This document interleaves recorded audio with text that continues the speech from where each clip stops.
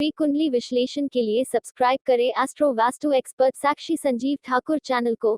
राधे राधे दर्शकों, मैं साक्षी ठाकुर बहुत बहुत स्वागत करती हूँ आपका इस बेहद खास प्रोग्राम जिसका नाम है क्या कहते हैं आपके सितारे। तो दर्शकों, आपकी बड़ी बड़ी समस्याओं के छोटे छोटे उपाय लेकर हम लोग रोज आपसे मिलते हैं, आपके जीवन से जुड़ी हर समस्या का समाधान करते हैं।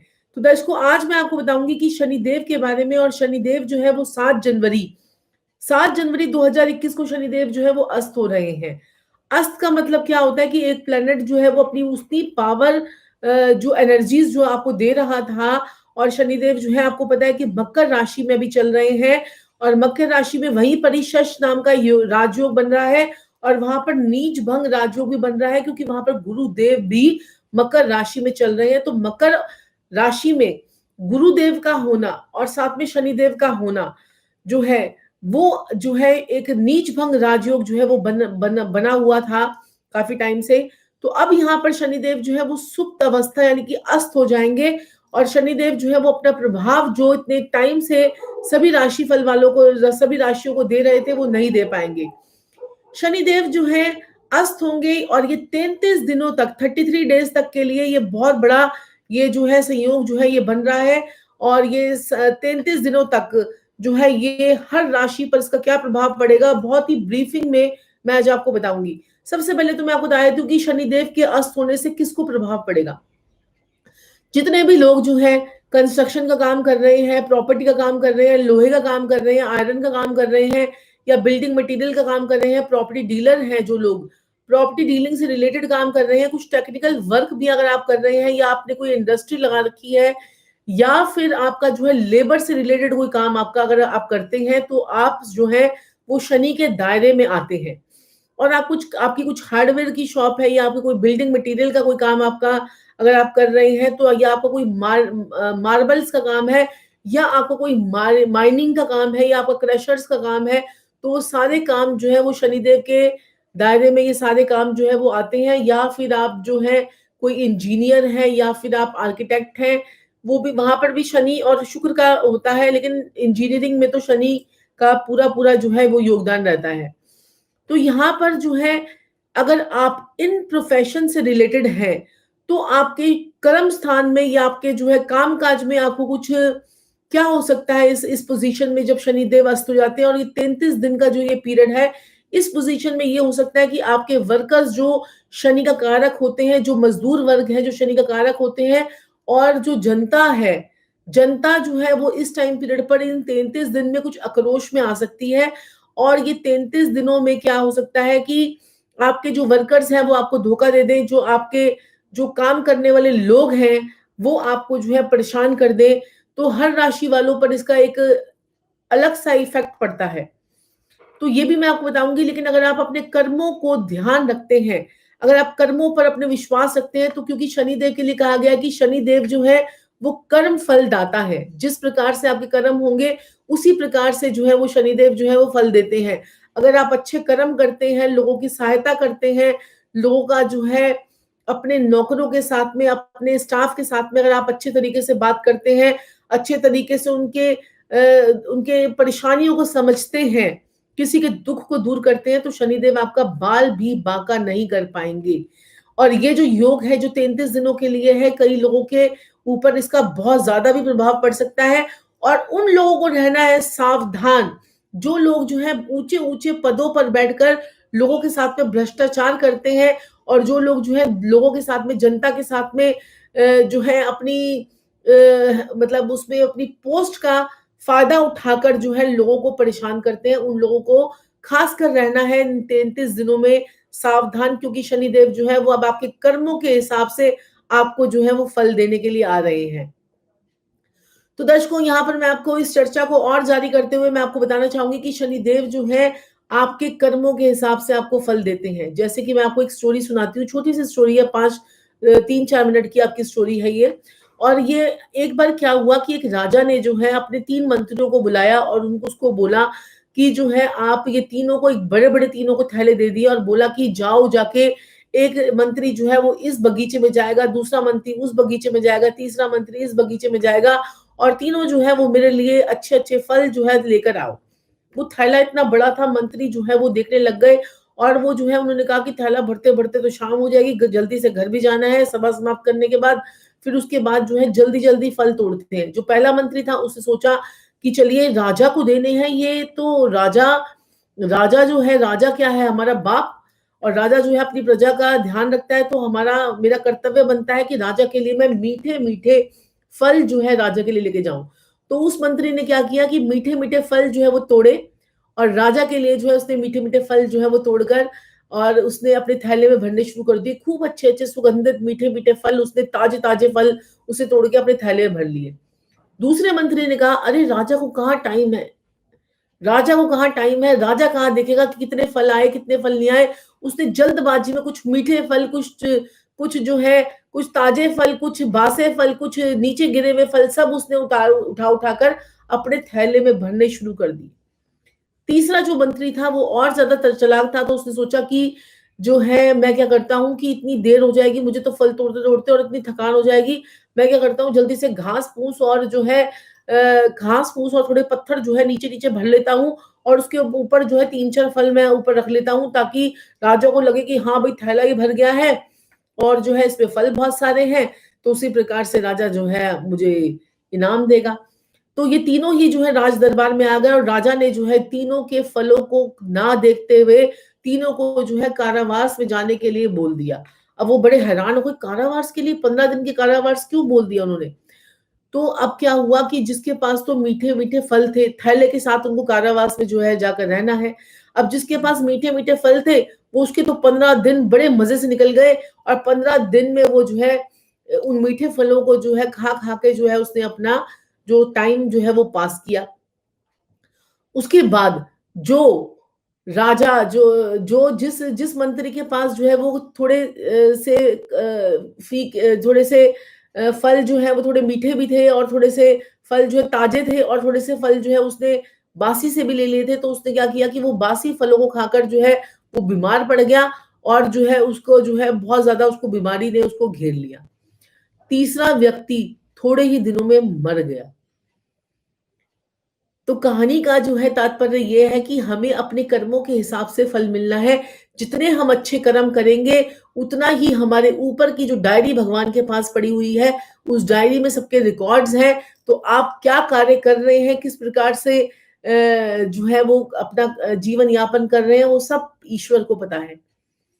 तो इसी प्रकार जो है शनिदेव भी आपको आपके कर्मों के हिसाब से जब वो अस्त होते हैं, तो आपके कर्मों के हिसाब से आपको फल देते हैं। तो इस फल को आपको, अगर आप इस फल का जो, अगर आपको लगता है कि कुछ हमसे ऐसे कर्म हो गए हैं, तो इस फल का आप प्रायश्चित जो है वो पहले-पहले कर लें, ताकि आपको शनिदेव जो है वो ज़्यादा आपको जो है नुकसान ना पहुँचा पाएँ। आपकी टाँग तो टूटनी-टूटनी है, शायद वो मोच में बदल जाए। बारिश तो होगी लेकिन आपके पास छाता होगा। ये होता है उपायों का फायदा और उपायों का फल। तो दर्शकों, आज हम बात कर लेते हैं, चलिए, मेष लगन वालों के लिए। तो मेष लगन वालों के कर्म फल के दाता होते हैं, यानी 10th हाउस के लॉर्ड होते हैं आपके शनिदेव, और 11th हाउस आपके लाभ भाव के स्वामी होते हैं। लेकिन मेष लगन में मंगल जो है वो लगन में चल रहे हैं, तो शनिदेव आपको कुछ ज्यादा बिगाड़ नहीं पाएंगे। लेकिन आपको वर्क प्लेस में कोई छोटी मोटी दिक्कतें परेशानी आपको आ जाएंगी, लेकिन आप उसको ओवरकम कर जाएंगे, क्योंकि लग्नेश का लगन में होना इस वक्त गोचर से वो अपने आप में राजयोग है। तो आप लोगों को घबराने की जरूरत नहीं है। आप लोग जो है बस थोड़ा सा आपको अलर्ट रहना है, अलर्ट रहेंगे तो सब कुछ बढ़िया रहेगा।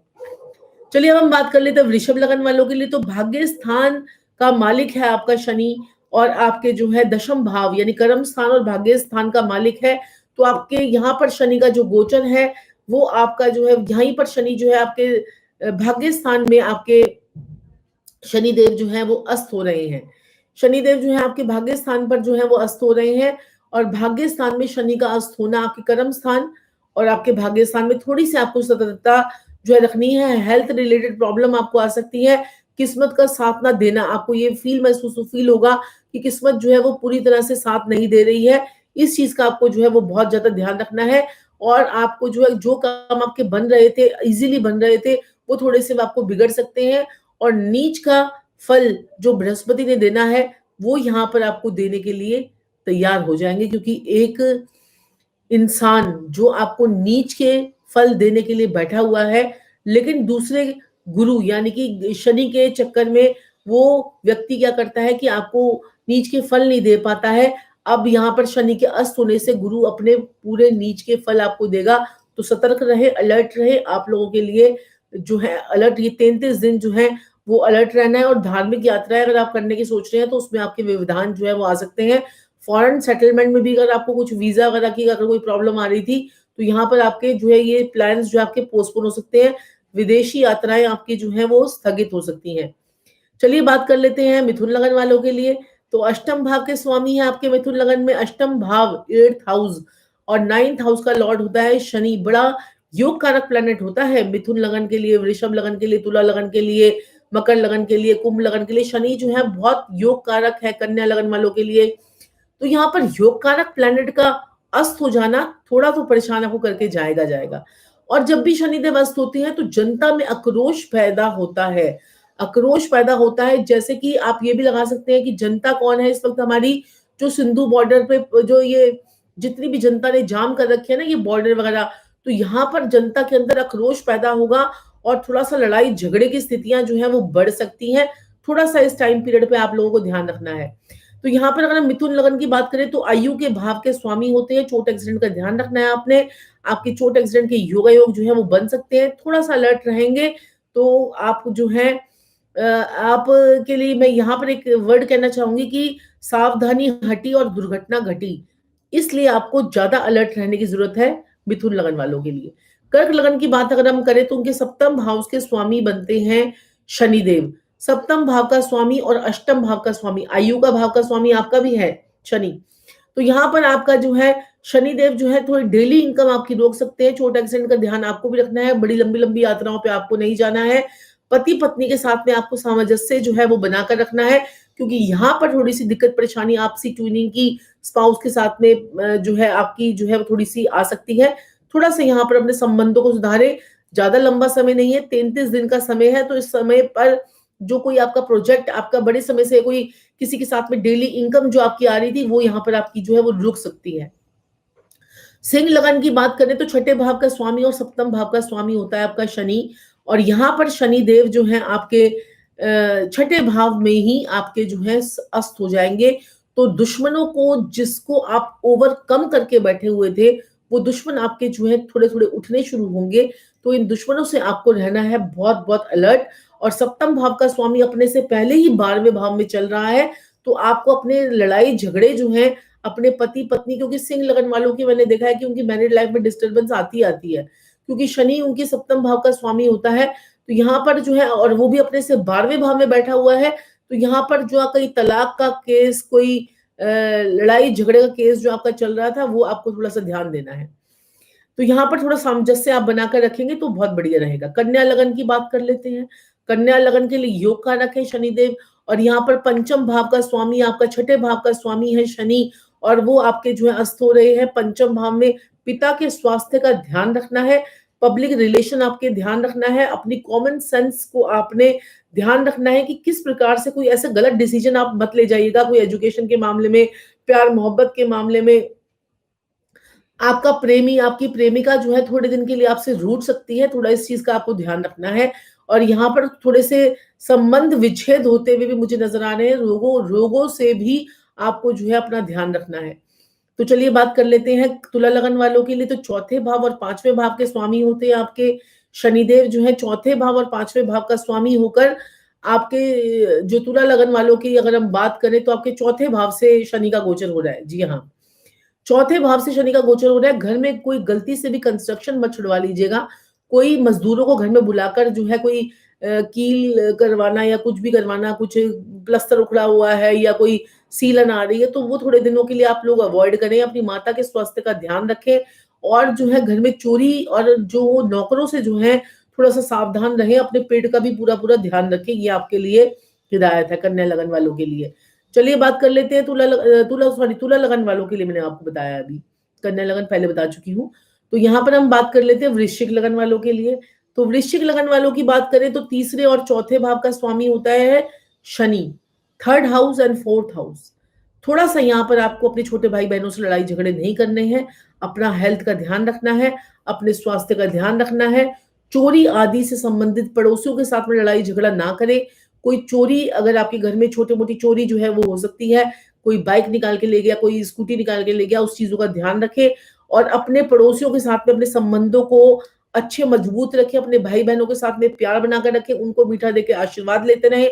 ये आपके लिए जो है वो बड़ा ज़रूरी है और थोड़ा-सा जहाँ पर आपको जो है लड़ाई-झगड़ा नहीं करना है, वह व्यर्थ का अपना पराक्रम जो है वो ना दिखाएँ। तो चलिए बात कर लेते हैं हम धनु लगन वालों के लिए। तो धनु लगन वालों की अगर हम बात करें तो धन भाव का स्वामी है शनि और आपके पराक्रम भाव का स्वामी है second Lord and third Lord is Saturn in your horoscope. तो यहाँ पर आपको जो है धन से संबंधित जो कोई इन्वेस्टमेंट जो है इस वक्त ना करे, कोई स्पेकुलेशन का कार्य ना करे, जबान को अपनी संभाल के रखे, अपनी जबान से अपने रिश्तों को खराब ना करे, अपनी वाणी पर जो है वो पूरा संयम रखें और अपने जो है पब्लिक डीलिंग जो है थोड़ी-सी आपकी यहाँ पे खराब हो सकती है, थोड़ा-सा इस चीज़ों का ध्यान आपको रखना है। आप अपने परिवार के अंदर जो है अच्छे संबंध आपको जो है बना के रखने हैं। अपनी वाणी पर तो बिल्कुल कंट्रोल आपको रखना ही रखना है। गलत शब्दों से किसी का दिल भी दुख सकता है, इस चीज़ का ध्यान रखें। तो चलिए बात कर लेते हैं मकर लगन की बात हमने की। मकर लगन की बात कर लेते हैं तो मकर लगन में लगन का लॉर्ड है शनि। मकर लगन और सेकंड हाउस का लॉर्ड होता है शनि, तो थोड़ा हेल्थ रिलेटेड इश्यूज आपको आ सकते हैं। धन के संबंधित मामलों में सतर्कता आपको बरतनी है। कोई भी ऐसा कार्य ऐसी जो है साइन साइन जो है करते वक्त बहुत सतर्कता का ध्यान रखें। कोई ऐसी साइनिंग मत कीजिए जिसमें आपको जो है आगे जाके कोई प्रॉब्लम हो जाए और अपने परिवार के साथ में भी आपको जो है एक अच्छा माहौल आपको बनाना है। ससुराल वालों के साथ में भी आपको बनाकर रखनी है। उनसे भी लड़ाई झगड़े जो है वो मत करें। तो ये है मकर लगन वालों के लिए। तो अब बात कर लेते हैं कुंभ लगन वालों के लिए।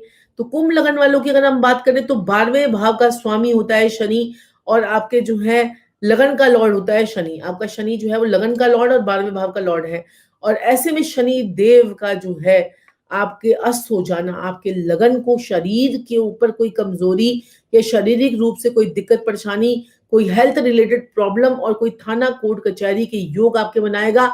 आपको नींद कम आ सकती है, आपकी नींद में ब्रेक आ सकती है, आप अचानक से एंजाइटी आपको हो सकती है, आपकी हेल्थ रिलेटेड प्रॉब्लम्स आपको हो सकती हैं।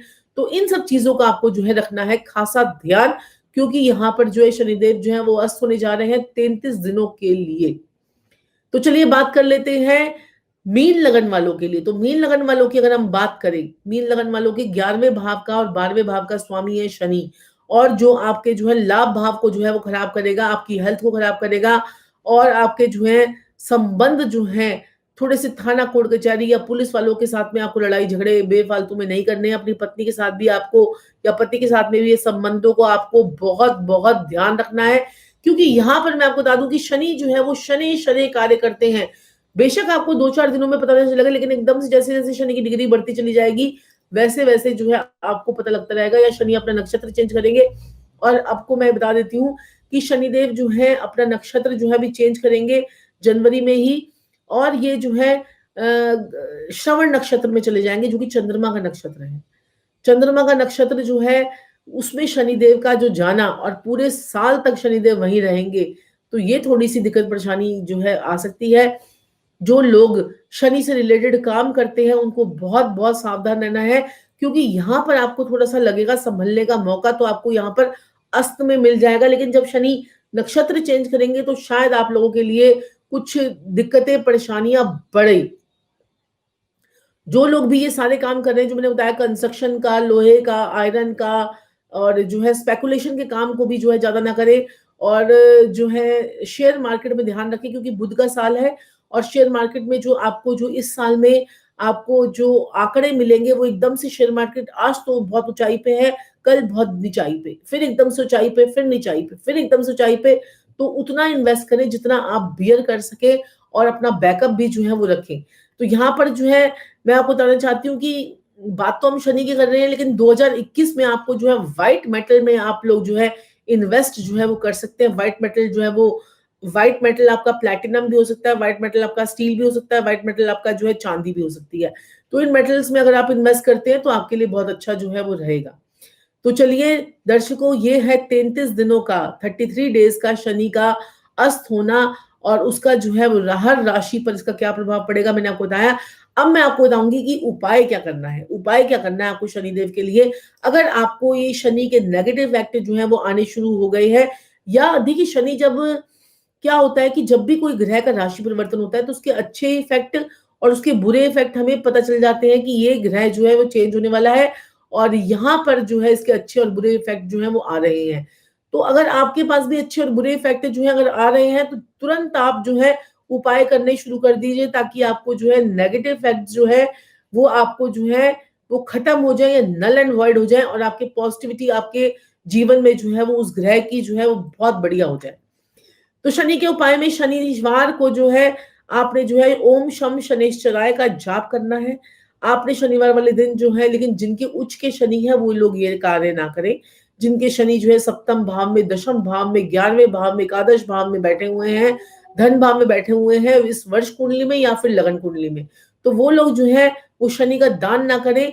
लेकिन शनि का उपाय क्या कर सकते हैं, आप जो है काली उड़द की दाल को भिगोकर उसके आपने जो है पकोड़े बनाकर, जो उनके वड़े जो क्या बोलते हैं उसे, काली उड़द दाल के जो हम बनाते हैं उसे दाल वड़े जो उसको बनाते हैं, उसको बनाकर वो कौओं को खिलाएं दही लगाकर। दही लगाकर जो है वो कौओं को खिलाएं। किसी ये उपाय करने सबके लिए सेफ है, ये सबके लिए सेफ है। ये आप चाहे शनि उच्च का है नीच का है आप कर सकते हैं शनि के लिए उपाय। और दूसरा उपाय जो है, आप किसी गरीब व्यक्ति को उसकी चप्पल जरूर पहनाएं, चमड़े की चप्पल जो है जरूर पहनाएं किसी गरीब व्यक्ति को। ये आप जो है गरीब भिखारी व्यक्ति जो है वो केतु है, और शनि का दान जब हम करते हैं तो शनि केतु को जब हम मिलाते हैं तो एक पारसमणि योग बनता है और केतु आपके उच्च के हो जाते हैं और आपकी ऐश शुरू हो जाती है। आपके कामों में जो अड़चने हैं वो खत्म होने लग जाती हैं। इस प्रकार से हम आप लोगों को उपाय कराते हैं। तीसरा उपाय जो है, काली गाय को आप बैंगन साबुत बैंगन काली गाय को जो है वो जरूर खिलाएं। और ये जो है 4 या 5 शनिवार तक आप जरूर कीजिए, क्योंकि फिर 33 दिन बीच में हो ही जाएंगे। और अगर आपको नेगेटिविटी आ रही है तो ये 4 या 5 शनिवार कर लीजिए और आपको पॉजिटिविटी आनी शुरू हो जाएगी। 11 फरवरी को शनि जो है वो उदय होंगे। अभी 33 दिनों के लिए 7 जनवरी से शनि जो है वो अस्त हो जाएंगे। तो दर्शकों, ऐसी और जानकारी लेकर मैं आपके सामने आती रहूंगी। कैसे लगते हैं आपको हमारे प्रोग्राम्स, कमेंट्स बॉक्स में जरूर लिखिएगा। और किस किस टॉपिक्स पर आप हमसे जो है चाहते हैं कि हम आपको जीवन में बताएं आपको, और यहाँ पर वो भी आप जो है कमेंट बॉक्स में जरूर लिखें। और अपने जीवन में कोई भी समस्या है तो आप हमें दोपहर को 3 बजे और रात को 10 बजे लाइव आकर आप हमसे सारी समस्त समस्याओं का समाधान जो है वो ले सकते हैं। अपने जीवन से जुड़ी किसी भी समस्या का समाधान करने के लिए हमसे आप परामर्श कर सकते हैं। नीचे दिए गए नंबर पर आप जो है हमसे बात कर सकते हैं। तो दर्शकों, आज के लिए इतना ही। फिर मैं आपसे मिलूंगी, लेकिन आपको बोलना चाहूंगी कि अगर अभी तक आपने हमारे चैनल को सब्सक्राइब नहीं किया है तो सब्सक्राइब कर दीजिए, लाइक कर दीजिए, शेयर कर दीजिए, ताकि आप लोगों के जीवन में जो भी समस्या है उसका समाधान जो है वो हो सके। और कमेंट्स बॉक्स में ओम शम शनिश्चराय लिखना मत भूलिएगा। राधे राधे।